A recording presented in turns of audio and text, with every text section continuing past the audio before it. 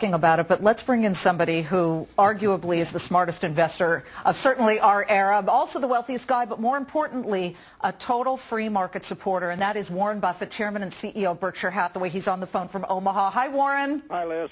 Well, you are a big free market guy, yet you support this and you agree with Henry Paulson's rescue plan. Tell us why. Yeah, the government really had no choice. So they have for years encouraged the belief that there's an implicit guarantee behind Freddie and Fannie's guarantee of mortgage instruments, and that belief was sort of being tested in the marketplace as spreads widened on the Freddie and Fannie mortgage-backed securities.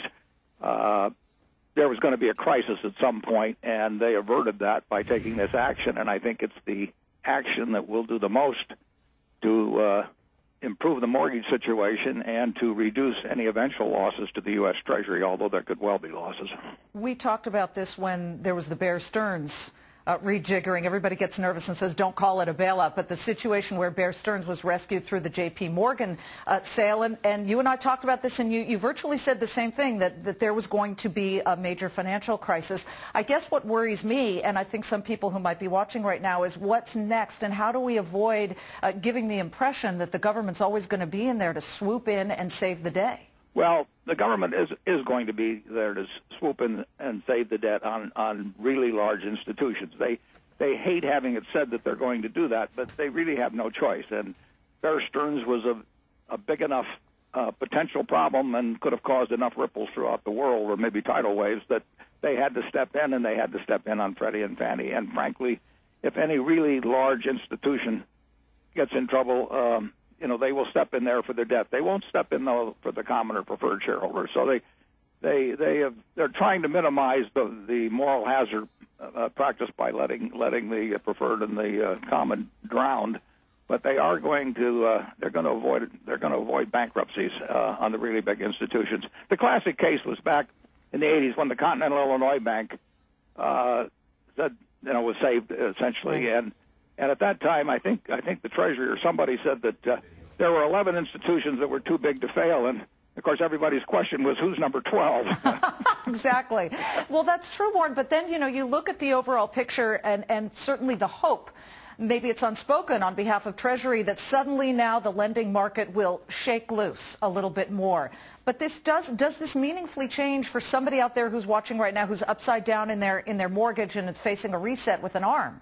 Well, if you're upside down on your mortgage, you've got troubles. I mean, this doesn't solve that. What this does is, and it's already done it this morning, the spread of Fannie and Freddie mortgage-backed securities over Treasuries has narrowed considerably. Already? Yeah, and so if Treasuries don't change in price, I mean, the mortgage prices are two things. They're Treasuries plus a spread. The spread has come down. So if Treasuries don't change, this has brought down the cost of borrowing. It doesn't solve somebody's problem if they owe more on their house than it's worth. But in terms of new loans, people are going to pay less because of this action than otherwise would have been the case. And my guess is they're going to pay probably 50 basis points or so less than would have been the case if the Treasury hadn't acted. Warren, if you don't mind, it's Cheryl Casoni here. We're joined right now by Neil Cavuto, our Managing Director of Business here at Fox Business, and I know that he would like to ask you a question as well, and your thoughts again on Fannie and Freddie. Neil, are you with us, sir? I am, and Warren, it's always good to have you. Thank you. I see your point, and it's well taken. What I worry about, Warren, is the impression that we leave in the general public that if you're hurting, someone's going to come to help you, because it does obviously heighten the bailout talk on Capitol Hill, where politicians come back and say, well, you rescued Fannie and Freddie just like you kind of rescued Bear Stearns, like you've rescued in the past Indy Mac and long-term credit. In other words, there is this feeling of Me Too out there. And we saw it just today, Warren, with the auto companies saying that they need relief, maybe $50 to $60 billion, and the betting is that they're going to get it. So I'm worried about the continuing precedent we set, and lately we keep setting it. Are you worried?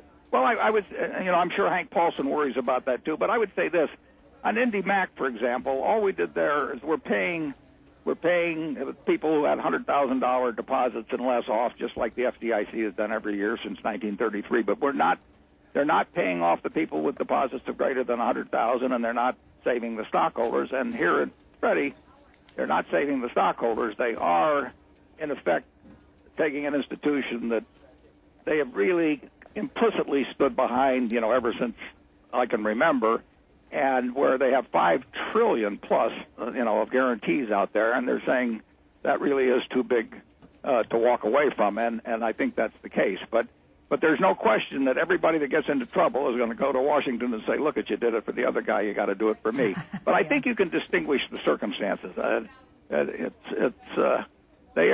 not going to let a very large investment bank fail. They were not going to in terms of the debt, and they're not going to let people with $100,000 or less in banks take a loss. But if you've got a $1 million CD at Indy Mac, you'll sell that excess of $900,000 pretty cheap.